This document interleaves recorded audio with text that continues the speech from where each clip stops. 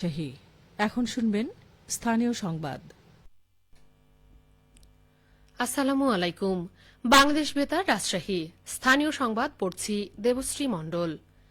গণমাধ্যমে সময় উপযোগী রূপান্তরের আশা প্রকাশ করে তথ্য ও সম্প্রচার মন্ত্রী জহিরুদ্দিন স্বপন বলেছেন, সাংবাদিকদের মতামত নিয়েই নানা অসঙ্গতি দূর করে গণমাধ্যমের স্বাধীনতা নিশ্চিতে পদক্ষেপ নেবে সরকার। তিনি গতকাল বেসরকারি টেলিভিশন চ্যানেল আই পরিদর্শনে গিয়ে এসব কথা বলেন। মতবিনিময় সভায় গণমাধ্যমের সামনে থাকা নানা চ্যালেঞ্জ, সংবাদ ব্যবস্থাপনায় বহির্ভূত হস্তক্ষেপের অভিযোগ, এআই যুগে অপতথ্যের বিস্তার, সম্প্রচার ডিজিটাইজেশন, টেলিভিশনের আর্থিক স্থিতি, সাংবাদিকদের পেশাগত নিরাপত্তা ও বেতন কাঠামো নিয়ে আলোচনা হয়। তথ্যমন্ত্রী বলেন, নতুন বাস্তবতায় সমন্বিত সমাধান প্রয়োজন। জনগণের আকাঙ্ক্ষাকে প্রাধান্য দিয়ে রাজনীতি ও গণমাধ্যমকে কর্তৃত্ববাদী অবস্থান থেকে বেরিয়ে আসতে হবে। সাংবাদিকদের মতামত নিয়েই গণমাধ্যমের স্বাধীনতা নিশ্চিত করতে সরকার কাজ করবে বলে জানান তিনি। বিশেষ অলিম্পিক বাংলাদেশের সিরাজগঞ্জ সাব চ্যাপ্টার উদ্বোধন করা হয়েছে। আজ জেলা প্রশাসক কার্যালয়ের শহীদ শামসুদ্দিন সম্মেলন কক্ষে উদ্বোধনী আলোচনা সভা শেষে কালেক্টরেট চত্বরে এর উদ্বোধন করা হয়। আলোচনা সভায় প্রধান অতিথি হিসেবে উপস্থিত ছিলেন সিরাজগঞ্জের জেলা প্রশাসক মোহাম্মদ আমিনুল ইসলাম।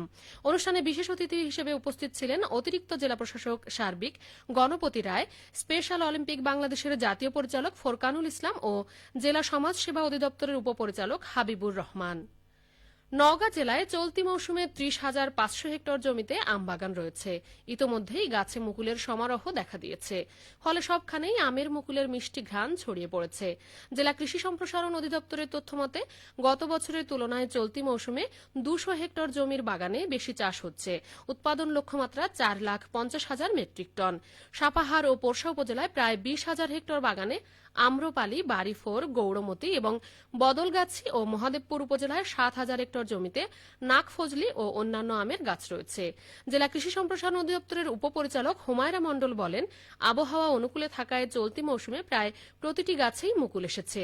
ইতোমধ্যেই প্রায় ৮০% গাছে মুকুল এসেছে। রোগবালাইয়ের আক্রমণও কম। উৎপাদন ধরে রাখতে চাষিদেরকে প্রয়োজনীয় সহযোগিতা ও পরামর্শ দেওয়া হচ্ছে। এদিকে বগুড়ার দুপচাঁচিয়া উপজেলায় চলতি ইরি বড় মৌসুমে জমিতে চারা রোপণে ব্যস্ত সময় পার করছেন কৃষকরা। এরই মাঝে প্রায় ৪০ ভাগ জমিতে বোরো চারা রোপণ করা হয়েছে। উপজেলা কৃষি অফিস সূত্রে জানা গেছে, চলতি বোরো মৌসুমে এই উপজেলায় ১১,৭০০ হেক্টর জমিতে বোরো ধান রোপণের লক্ষ্যমাত্রা নির্ধারণ করা হয়েছে। এর মধ্যে প্রায় ৪,০০০ হেক্টর জমিতে চারা রোপণ হয়েছে। এসব জমিতে রোপণের জন্য কৃষকরা ডিসেম্বর মাস থেকে জানুয়ারির প্রথম সপ্তাহ পর্যন্ত বীজতলা তৈরি করে। এ লক্ষ্যে চলতি মৌসুমে ৫৯০ হেক্টর জমিতে বোরো ধানের বীজতলার লক্ষ্যমাত্রা নির্ধারণ করা হয়েছিল। উপজেলার বিভিন্ন ইউনিয়ন ঘুরে দেখা গেছে, কৃষকরা ফাঁকা জমিগুলোতে বোরো ধানের চারা রোপণে ব্যস্ত সময় পার করছেন। বাংলাদেশের শস্য ভাণ্ডার খ্যাত চলনবিল অঞ্চলের উর্বর পলিমাটি ও অনুকূল আবহাওয়ার সুবিধা কাজে লাগিয়ে সরিষা উৎপাদনে টানা শীর্ষস্থান ধরে রেখেছে সিরাজগঞ্জ জেলা। চলতি অর্থবছরেও লক্ষ্যমাত্রা ছাড়িয়েছে সরিষা উৎপাদন। জেলা কৃষি সম্প্রসারণ অধিদপ্তর সূত্রে জানা যায়, চলতি অর্থবছরে জেলায় ৯০,৫৫০ হেক্টর জমিতে সরিষার আবাদ হয়েছে। তাড়াশ, উল্লাপাড়া, শাহজাদপুর ও বেলকুচি উপজেলার বিস্তীর্ণ মাঠ জুড়ে এই সরিষার আবাদ হয়। জেলায় ১,৪৬,০০০ টন সরিষা উৎপাদনের লক্ষ্যমাত্রা নির্ধারণ ছিল। উৎপাদন হয়েছে প্রায় ১,৫৪,০০০ মেট্রিক টন সরিষা।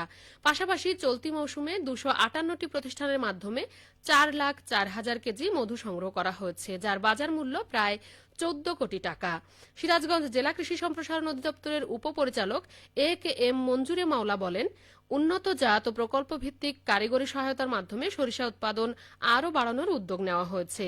দেশের ভোজ্য তেলের চাহিদা মেটাতে এবং আমদানি নির্ভরতা কমাতে এই উৎপাদন গুরুত্বপূর্ণ ভূমিকা রাখবে। সবশেষে আবহাওয়া। আজ দুপুরে রাজশাহীতে তাপমাত্রা ছিল ৩২ ডিগ্রি সেলসিয়াস। এ সময় বাতাসে আপেক্ষিক আর্দ্রতার পরিমাণ ছিল ২৬%। রাজশাহী ও পার্শ্ববর্তী এলাকায় আজ ইফতার সন্ধে ৬টা ১০ এবং আগামীকাল সেহরির শেষ সময় ভোর ৫টা ৯। সংবাদ শেষ হলো। আমাদের পরবর্তী সংবাদ বিকেল ৪টা ৫।